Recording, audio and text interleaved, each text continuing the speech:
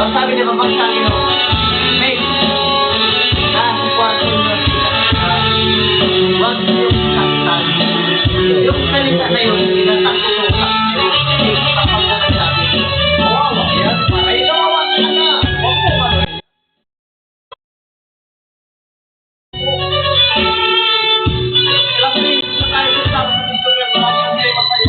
Ayaw mo maway? Hindi ko maraan yan. Ito ko ga, ito ko. Ako, hindi ka talaga kami nagsasagutan yung isa dyan eh. Reason ko. Kaso, nagsasabi eh. Inausap niya. Pre, anong problema niyo eh? Pangin ako, sabi mo yan. Ayaw ko naman. Ako, binibili ako niya. Kasi pag-uwi niya, lagi nagsasain. Siyempre ako, pre. Kapiyahe ko. Kaya ako, siyempre magtutubulit sa tao lagi sa amin eh. Wala mo biya ako. May kahit may dahil na isa din niya na naliliban din sa kayo. Sabi ko sa'yo, ikaw, nakasama ko na lang, meron pa may pera. Pero yung sabi ko sa'yo, mag-iba tayo, pare. Mag-iba tayo, ha? Iba tayo ng kababayan. Yung problema, huwag mo kasama yung iba, no?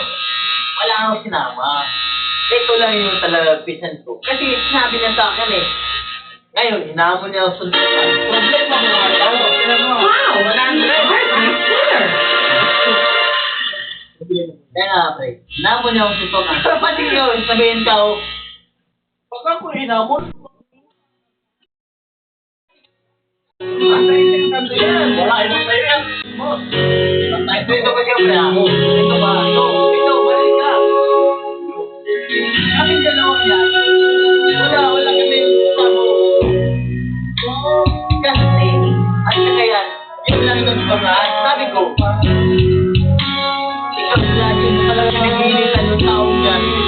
Diretsuhan yung salita ka, sabi ko, pag yan pinag-iinit, yung tatang yan. Sabi ko yan, huwag yan, yung tao. Kinausap ko yan, tayo, inausap ko. Wala pa rin, yung kinausap ko eh, nasagutin pa na ko eh. Sabi ko, tayo, magkasama tayo. Wala akong problema sa'yo. Ako, hindi ka pa, sabi pa rin sa akin, nasa kasi o yung nasaktan niya lang. Totoo, tama, hindi ba siya ang tao? Totoo mo yung nasaktan tao niya?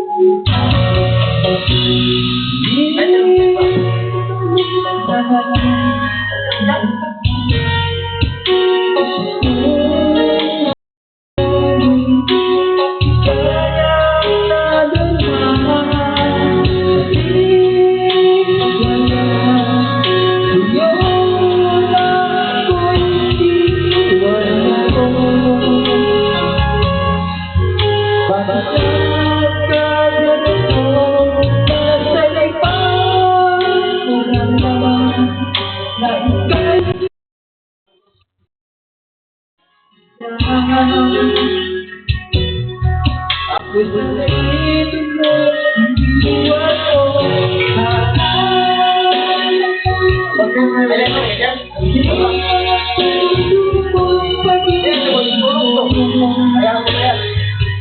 Biro na lang.